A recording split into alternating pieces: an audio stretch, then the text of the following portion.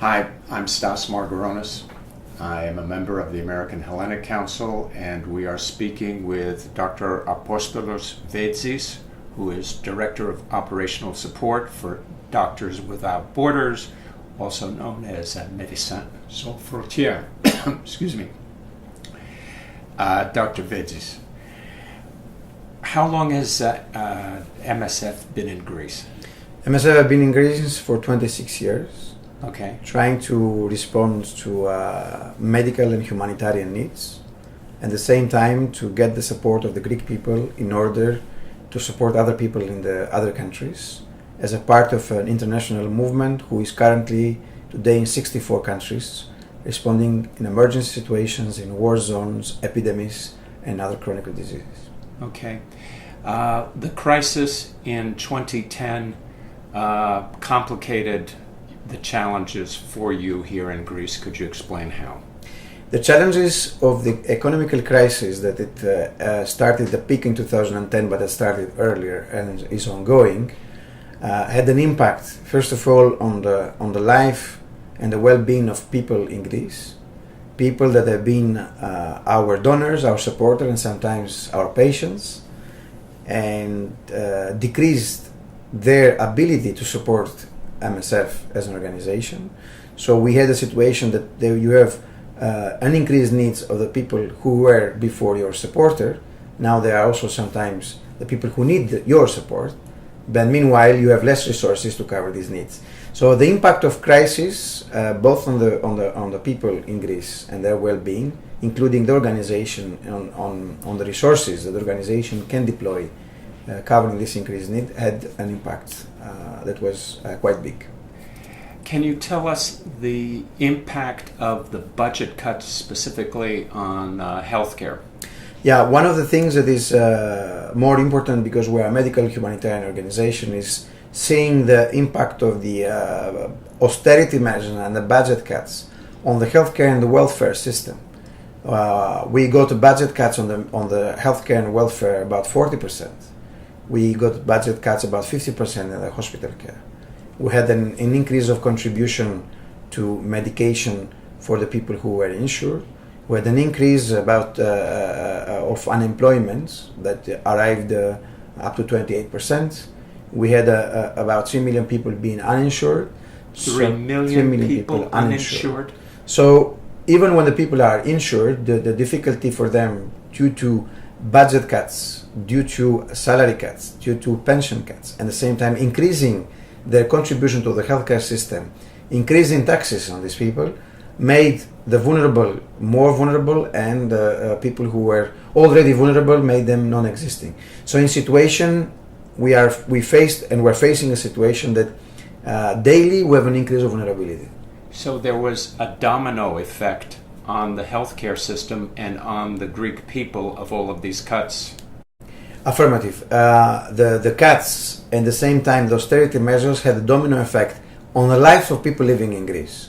Because in addition to the Greek people, we had also the people on the move, including migrants and refugees, that they used Greece as a transit country in the beginning, but now they're not using it anymore as a transit country because they're stranded and they have to live together with the Greek people. So the healthcare system in Greece need to respond not only to the increased demands of an increased vulnerability among the Greek people, but also to a population who is vulnerable by definition, people fleeing war like Syria and Iraq and Afghanistan. So, and also to keep in mind that 6 out of 10 of these people coming to Greece are women and children. So we have already more vulnerable groups coming. It's not just the young men that probably will have less problem. So in general, what we've been as MSF since the creation here in Greece in 1990, we've been responding to unmet medical needs, but also we've been doing strategic interventions in Greece regarding public health, because it's very important the unmet healthcare needs of the people to address, but it's also a very important thing addressing public health, because by addressing public health you will have a better health for everybody, but also you have less cost for the system to respond. And imagine a situation of crisis where you have less resources, when you have situation of outbreaks like the outbreak of malaria in 2011 in Peloponnese, the outbreak of HIV among the drug users in the center of Athens, then it creates more difficulties and obstacles for the system because the resources are not there to respond, and then it's more difficult to manage. Let me ask you a question. We talked a little bit about the HIV situation. Cutbacks impacted less needles, and therefore what happened as a result of that? Yeah. I mean, always when you have the budget cut on healthcare systems, and if these budget cuts are not being done with prioritization, that means that people who are more vulnerable, like people who were living on structures that were related with mental health support, people with special needs that had to go out of these facilities because they could not be supported anymore. Right. So these people who were already vulnerable and they were taken care by the state, so the welfare system already was dead. So for the people who were drug users, the budget cuts regarding the syringes, the budget cuts regarding the time for these people to get substitution programs, and of course in connection to an increase on unemployment, increase of other vulnerable groups who were living together with these people in the center of Athens, it's a combination of factors who brought in an epidemic of HIV among drug users. And then the next year after this epidemic, we had also more than 50% of these people were reported to have also tuberculosis. So in reality, there have been... So HIV got worse, and as a result of them getting sick, then they started to also get tuberculosis and other related diseases. Affirmative. So you had less resources put per people, and also there were less resources to manage the situation. Sure. So in this vulnerable situation, you had also to manage new situations that if these budget cuts were not there, or if they were prioritization differently, then probably we will not have this picture of outbreaks in 2011 in a country belonging to the European Union.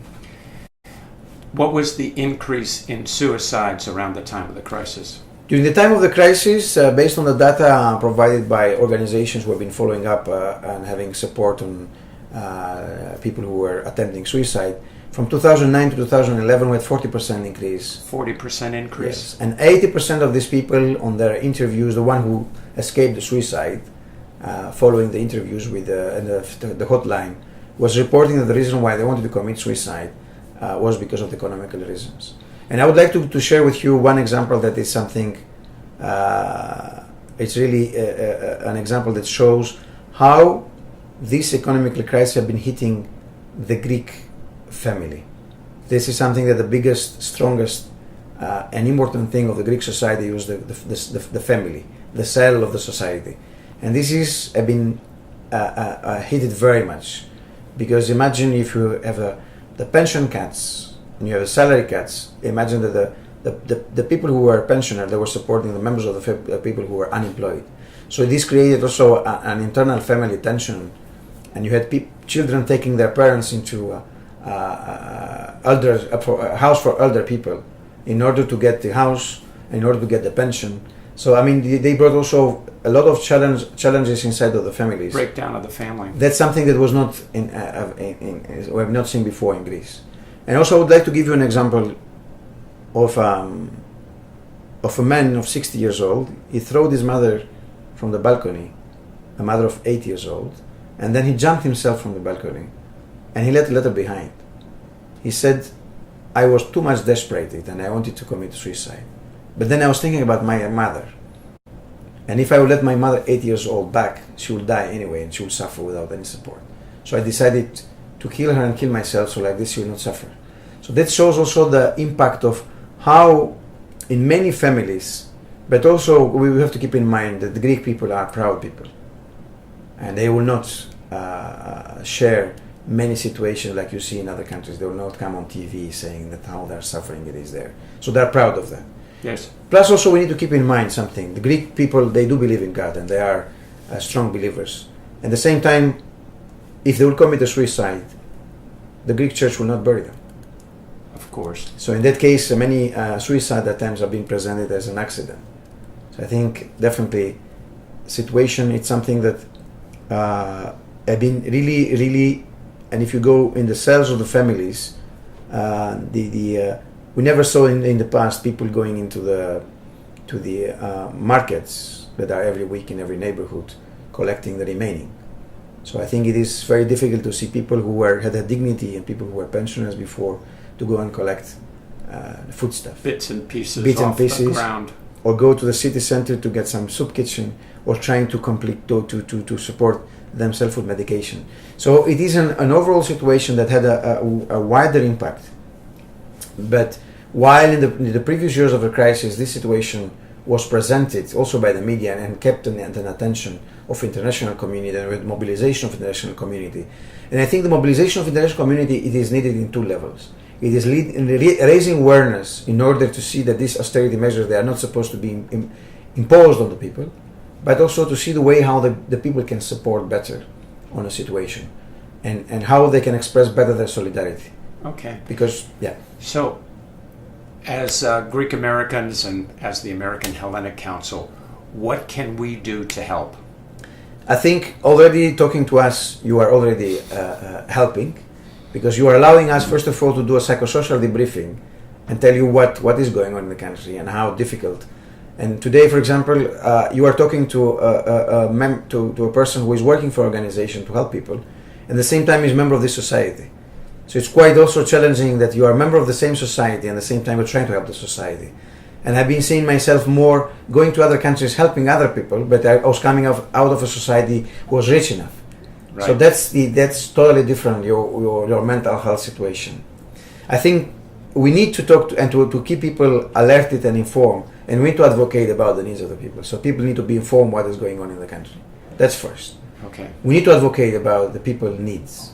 Secondly, we need to advocate and we need the support of the people in the United States or where the Greek people they are, whenever they are.